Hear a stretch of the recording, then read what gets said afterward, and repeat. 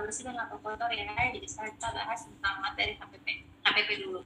Karena semua keuangan kayaknya merujuk ke HPP, jadi disertai dengan nilai HPP. Jadi kita harus paham HPP itu apa. Di definisi dari HPP yaitu jumlah pengeluaran dan beban yang dikeluarkan untuk produk yang dijual. Jadi pengeluaran dan beban, segala jenis pengeluaran. Tujuannya apa? Untuk menghitung keuntungan produk yang dijual. Nah, jadi maksudnya apa? Contoh ya, kita analogikan, misal kita ingin menjual beng-beng ya. Jadi beng-beng ini misalnya aku mau jual beng-beng, aku beli satu beng-beng ini harganya 5.000. Nah, aku beli beng-beng 5.000 via Shopee. Tapi nggak gratis ongkir. Nah, ongkir ini 1.000. Jadi otomatis KTP ku ini adalah 6.000. Jadi segala jenis pengeluaran aku mengeluarkan uang untuk beli beng-beng ini 5.000 dan ada beban tambahannya, jadi ada ongkirnya 1.000. Jadi otomatis KTP-nya ini harga pokok penjualannya ini yaitu 6.000. Nah, kenapa kita harus memperhitungkan ini? Karena untuk mengetahui keuntungan produk yang dijual. Jadi misalnya aku mau jual beng-beng, 6.000. Misalnya aku nggak memperhitungkan HPP ya, nggak memperhitungkan HPP ya. Jadi misalnya aku jual 6.000. Nah, otomatis untung nggak? Ya nggak untung ya, karena 6.000. Ya, jadi makanya kita harus lihat nggak cuma pengeluaran saat beli produk, tapi termasuk beban-beban yang termasuk beban-beban untuk membeli produk tersebut, untuk mengeluarkan produk tersebut. Jadi dari sini, dari kita lihat HPP 6.000, otomatis kita harus berpikir, minimal untuk untung aku harus jual 7.000. Jadi aku nggak bisa jual 6.000 kalau misalnya kita cuma memperhitungkan sih 5.000 ini harga belinya ini. Itu simpelnya HPP itu seperti itu. Jadi semua jumlah pengeluaran ya, pengeluaran dan beban. Oke, lanjut. Nah, untuk rumusnya, sebenarnya rumus HPP itu yang perlu ditahu cuma 3 aja yang penting, yaitu yang rumus utama tadi, persediaan awal tambah pembelian bersih ya, dikurangin persediaan akhir. Nah, pembelian bersih ini, jadi semua pengeluaran itu kita tambahkan ya, semua pengeluaran. Nah, karena kan kita mau tahu jumlah pengeluaran ya, jadi semua pengeluaran kita tambahkan. Jadi seperti apa pembelian? Ya pasti otomatis pembelian itu wajib ya, karena kita beli barang ya. Lalu biaya operasional, tapi biaya operasional ini yang perlu teman-teman garis bawahi, biaya operasional yang berhubungan dengan produk itu, ya berhubungan dengan kita saat mau membeli produk itu. Contohnya kayak tadi ongkos kirim, terus ongkos misalnya yang angkat barang kayak gitu ya. Lalu semua pemasukan kita kurangin. Jadi misalnya pas kita beli beng-beng dapat diskon, berarti kita kurang. Itu berarti kurang karena uangnya masuk lagi kan. Jadi makanya pemasukan itu kita kurang. Oke. Lalu ada persentase HPP. Berarti tinggal HPP dibagi penjualan. Jadi konsepnya sama aja kalau persentase laba kotor, persentase laba bersih, semuanya dibagi dengan nilai penjualan. Lalu HPP juga kita bisa cari dari bisa dihitung dengan cara 1 kurang FP dibagi penjualan. FP-nya apa? Faktor penjualan. Jadi misalnya diketahui marginnya itu 20%, maka faktor penjualannya itu 1,25. Kalau misalnya marginnya 15, maka faktor penjualannya 1,15. Misal kayak gitu. Oke? Jadi ini sih. Kalau dulu sih aku hafalnya itu aja, gitu aja. Lalu, ini tadi rumus laba kotor ya. Laba kotor tadi penjualan kurang HPP ya. Ini. Udah ya. Terus interpretasinya gimana? Interpretasinya nilai seberapa sih yang paling baik? Nilai berapakah? Berarti nilai yang paling lebih besar lebih baik. Jadi semakin besar nilai persentase laba, semakin baik. Kenapa? Semakin banyak laba, semakin banyak keuntungan yang kita peroleh. Ya. Oke, selanjutnya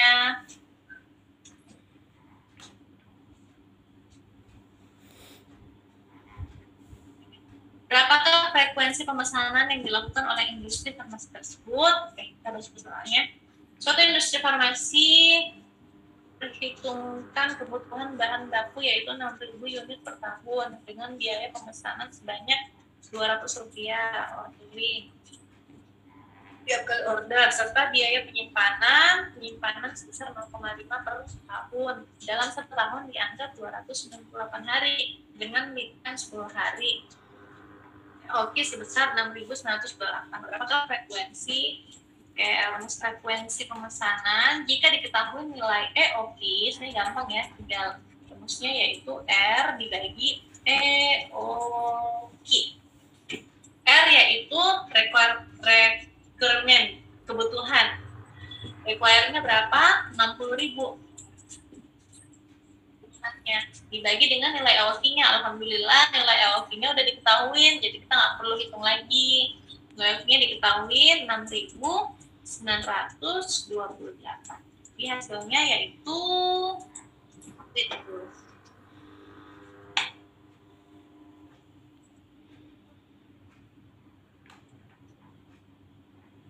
60.000. Teman hitungnya pakai kalkulator komputer ya. Bagi 8,66. 8,66. Ini satuannya yaitu kali per tahun. Di sini ada 9 ya. Kita bulatin jadi 9 kali per tahun. Jadi selama 1 tahun kita melakukan 9 kali pengadaan. Oke.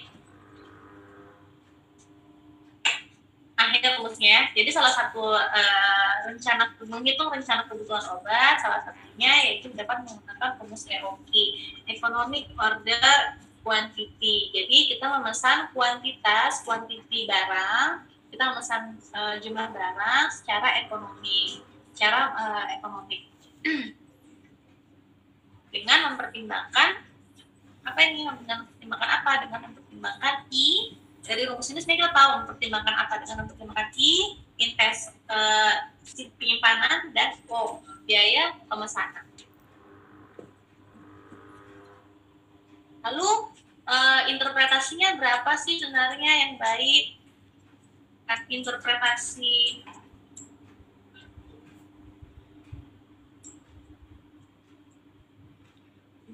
pemesanan yang baik biasanya sih 4-12 kali sih yang baik itu. Oke, di rumus EOQ ini rumus EOQ ya. Jadi kalau rumus EOQ aku bagi jadi 2. Jadi tergantung yang diketahui di soal. Jika biaya simpannya dalam rupiah, jadi kita langsung aja masukin biaya simpannya, langsung I. Tapi kalau misalnya dalam bentuk persentase, jadi nilai I-nya ini kita kalikan dulu dengan P, dengan price-nya, dengan harganya. Gitu. Jadi kita lihat biaya simpannya adalah apa, rupiah atau persentase K. Lalu di EOQ ini kita juga bisa tahu tadi ya frekuensi pemesanan ya. Frekuensi pemesanan tinggal rumusnya R dibagi EOQ ya. Jadi semuanya itu kali per tahun. Lalu ada juga istilah namanya EOI, Economic Order Interval ya. Intervalnya itu rumusnya bisa kayak gini ya, 2 kali O bagi PIR. Sebenarnya nggak perlu susah-susah apa sih, ini tinggal kalau teman-teman perhatikan polanya, ini tinggal R-nya, R yang di atas ini pindah ke bawah ya. Jadi gampang hafalinnya kan. Jadi teman-teman cukup hafal satu aja, terus ingat, kalau EOI berarti R-nya pindah ke bawah gitu ya. Fungsinya EOI apa? Jadi EOI interval, jadi misalnya nilainya 2, jadi kita melakukan pemesanan setiap 2 tahun kayak gitu. Jadi interval pemesanannya setiap berapa tahun kayak gitu. Tip, coba dari soal ini teman-teman coba ngitung EOI-nya, ditunggu jawabannya ya, aku juga ngitung. EOI ini rumusnya apa? Aku ingat lagi ya. 2 dikali O dibagi B kali I kali R. Nah, tapi kalau misalnya I-nya dalam bentuk rupiah, berarti kita nggak perlu kalikan lagi dengan price-nya, kita nggak perlu kali lagi dengan harganya. Berarti karena ini udah rupiah, berarti P-nya kita abaikan aja ya.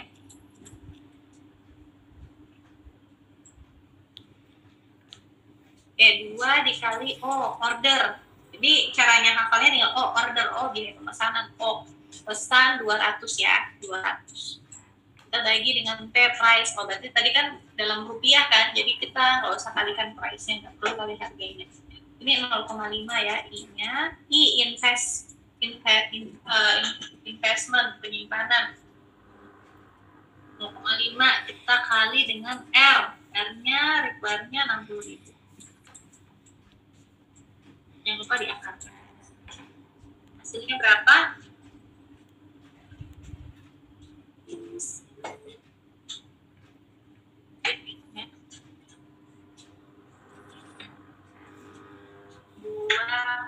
Sampai hitung ya di komputer ya. Ini 0,5 bagi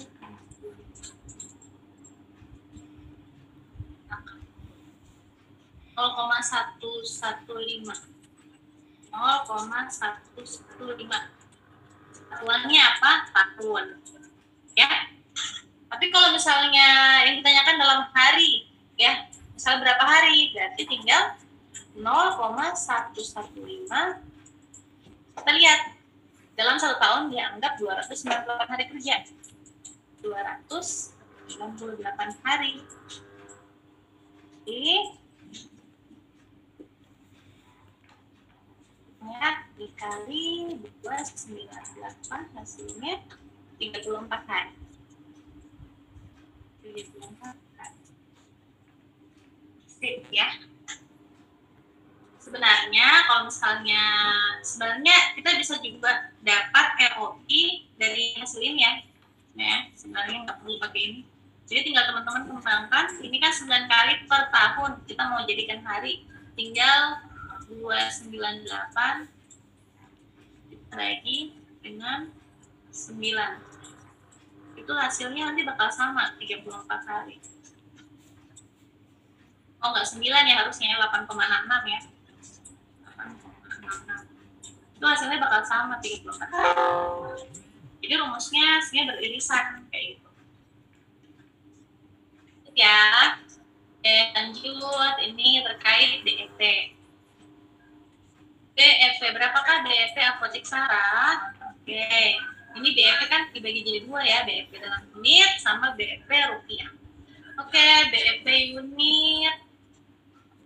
Ini satuannya sih di ini juta-juta, berarti otomatis BEP dalam rupiah ya. BEP dalam rupiah berarti rumusnya fixed cost dibagi 1 kurang PC per P ya. Nah, dalam hitung rumus BEP ini sebenarnya teman-teman harus paham ya konsep manakah yang termasuk fixed cost, manakah yang termasuk variable cost. Ya, jadi supaya tahu dia masuk kemana. Jadi nggak cuma hafal rumus, tapi paham juga fixed cost itu apa, variable cost itu apa.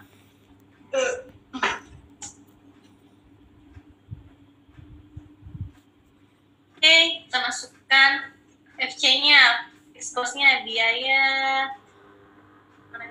operasional tetap per tahun 50 juta, dia tetap ya 50. 1 kurang variable cost, biaya tidak tetapnya yaitu 20 juta. 20 juta dibagi price, P, price harga atau P penjualan. Ada ya 100 juta. Dia tinggal 50 dibagi 1 kurang 20 bagi 100, 0,2 ya. 50 dibagi 1 kurang 0,2, 0,8, 90 bagi 0,8 dapat 2,5 juta ya. Sip ya. Sama ya. Oke, ini udah jam 10, udah lewat waktuku nih. Oke, kita cepat-cepat aja lanjut. Terus seperti tadi sudah jelaskan ya, dibagi unit dengan rupiah. Cuma yang rupiah ini agak variatif ya tipe-tipe soalnya. Jadi kalau misalnya teman-teman nemu soal terus diketahuin di dalam soal ada faktor penjualan, teman-teman bisa pakai ini. Kalau diketahui HPP omset bisa pakai ini. Sebenarnya kalau teman-teman perhatikan sebenarnya konsepnya sama ya. Konsepnya sama karena sebenarnya berakar dari hal yang sama. Gitu. Lalu ada tambahan juga BEP sama dengan FC fixed cost dibagi contribution margin ratio. Nah, rumusnya CMR atau contribution margin ratio itu apa? Margin dibagi harga jual. Ya.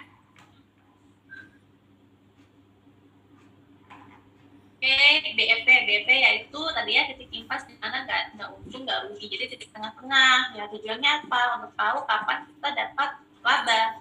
Jadi kalau kita sudah tahu ketika kita sudah mencapai titik ini, otomatis setelah titik ini barulah kita mendapatkan keuntungan. Selain itu apa? Tujuannya yaitu untuk menentukan target penjualan. Jadi misalnya nilai BEP-nya ini kesulitan misal 150 juta. Nah, otomatis kita harus buat target. Oh, dalam 100 kita harus memperoleh 150 juta ini dalam berapa tahun. Jadi kita punya target penjualan per hari. Jadi hari ini aku harus target menjual berapa nih? Hari ini besoknya harus target penjualan berapa nih? Agar cepat balik modal. Ya, itu fungsi kita hitung BEP dalam berusaha. Oke, yang paling penting dari rumus BEP ini kita harus tahu mana fixed cost, mana variable cost. Nah, jadi biaya tetap itu yaitu biaya yang nggak dipengaruhi oleh jumlah dan produksi atau jasa waktu pengeluarannya. Jadi intinya fixed cost ini misalnya kalau untuk usaha apotek ya, jadi mau hari ini pendapatanmu 5 juta kah, 10 juta kah, mau nggak ada pendapatan kah, itu tidak berpengaruh dengan biaya tetap. Jadi contohnya apa, sewa gedung. Jadi mau pendapatanmu 10 juta hari ini, mau besoknya 20 juta, intinya tiap tahun kamu harus bayar sewa gedung. Kayak gitu. Jadi mau ada pendapatan atau nggak ada pendapatan, sewa gedung, gaji itu harus tetap dikeluarkan, kayak gitu ya. Jadi nggak berhubungan dengan penjualan, nggak berhubungan dengan pendapatannya kita. Jadi biaya yang harus, bukan berarti tetap itu biaya yang dikeluarkannya nilainya sama terus, kok enggak. Jadi pokoknya biaya mau nggak mau ada duit nggak ada duit, ini pengeluaran pasti harus dikeluarkan. Mau ada duit apa nggak, mau ada pemasukan maupun nggak ada pemasukan. Sedangkan kalau biaya variabel itu tergantung dengan banyaknya yang terjual. Contohnya apa? Pembelian obat. Kenapa? Jadi semakin banyak yang terjual, semakin banyak komiks yang terjual, otomatis kita harus beli komiks lagi, kita harus beli lagi komiks yang banyak. Jadi gitu. Jadi berhubungan ya. Jadi berhubungan dengan berapa banyak yang terjual. Oke.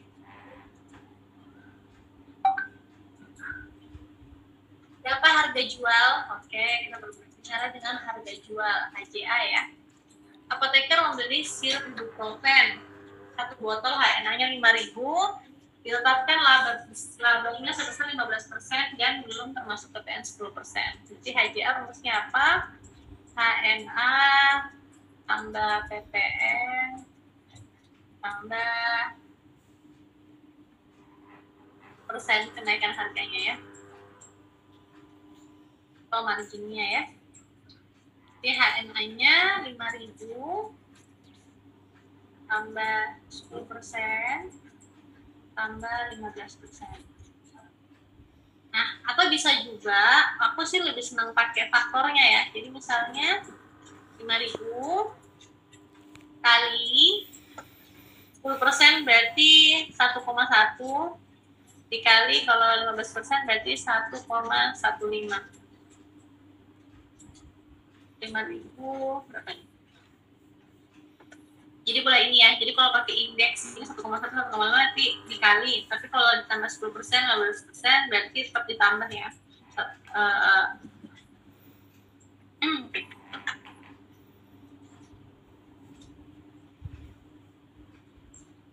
5.000 kali 6325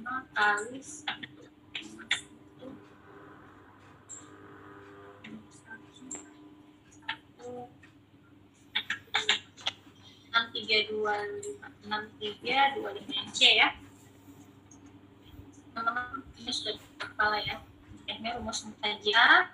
Lalu kalau misalnya untuk resep pasti ada yang namanya ini ya, embalase dan pusla. Itu jangan lupa kita tambahkan ya.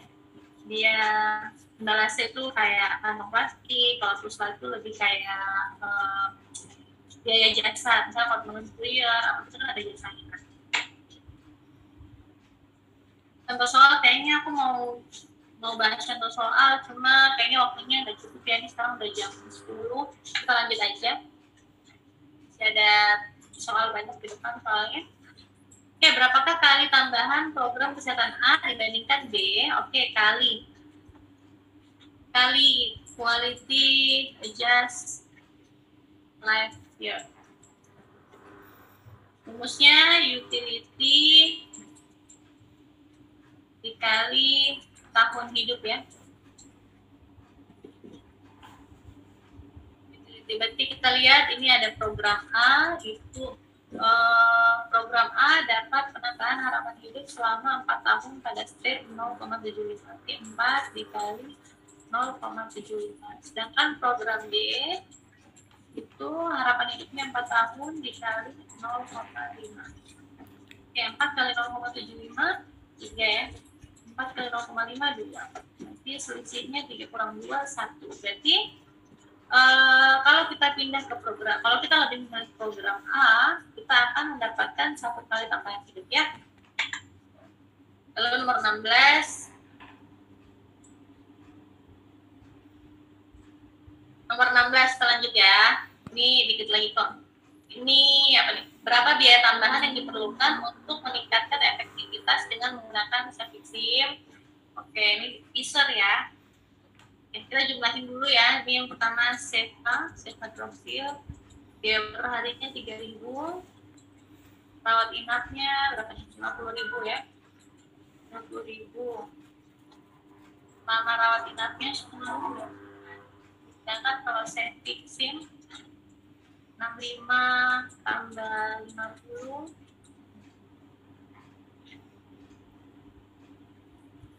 65 tambah 50 dikali 5. Di 3 kali 5 100. 3 kali 5 3.000 tambah 50 berarti 80.000. 53 kali 10 570.000 ya. 65 tambah 50 kali 5 575. Oke, sekarang kita hitung isernya ya. Iser berarti selisih biaya berarti 575 dikurang 530 dibagi dengan selisih efektivitas. Berarti 95% dikurangi 90%. Ini berapa? 100.000 ya. Oke, ini untuk materinya ya, ada cost analysis ada 4 macam, CMA, CBA, CA, CUA ya. Jadi kalau CMA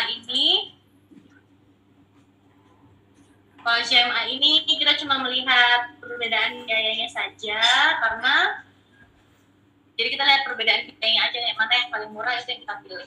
Lalu CBA kita sebenarnya bisa lihat dari singkatannya sih, cost benefit. Jadi kita melihat antara cost dengan manfaatnya, cost versus efektivitasnya. Ini kan CEA ya, cost versus efektivitas. Lalu cost versus utility, sebenarnya dari singkatannya kita udah bisa tahu ya. Lalu di sini untuk interpretasinya, yang kita mau tuh yang mana? Kalau untuk CA pastinya semakin murah, semakin yang kita pilih ya. Kenapa? Karena dengan harga yang murah kita dapat efektivitas yang tinggi. Jadi semakin nilainya kecil, semakin murah, semakin kita pilih.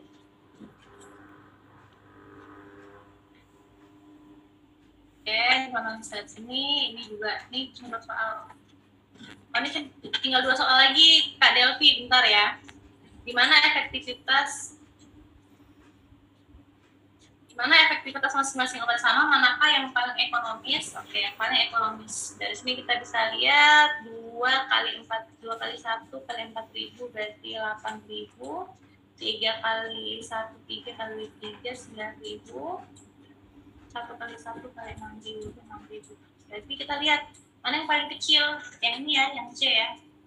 Jadi jawabannya C, obat C. Kalau misalnya dilihat dari sini, dia termasuk ke dalam analisis apa? Di sini kita cuma membandingkan harga, otomatis dia termasuknya CMA ya, cost minimize analysis. Kita cuma membandingkan harga, kita pilih mana yang paling murah ya. Lalu kalau ini misalnya tutup mata aja, berapa maksimal yang Anda dapat berikan. Ini obatnya apa? Salbutamol. Nah, salbutamol berapa? Salbutamol 20 ya. Jadi untuk cara menghafalnya teman-teman tandain aja mana yang khas-khas ya. Misalnya kayak gini. Omeprazol sendirian 7, terus yang 20 ada apa aja? Ada salbu, asmed, metoclopramid. Nah, sisanya itu 10 tablet. Jadi aku hafal ini cuma kayak gitu. Lalu jangan lupa ini perubahan ya untuk obat keras itu menjadi obat bebas terbatasnya, teman-teman harus tahu apa aja. Contohnya mungkin nih kayak cetirizine kan obat yang sering ya, sama acetylcysteine, nah itu udah berubah menjadi obat bebas terbatas. Ini obat yang dapat apoteker berikan tanpa resep dokter ya. Oke, itu perubahannya, teman-teman bisa baca sendiri. Kamsahamnida.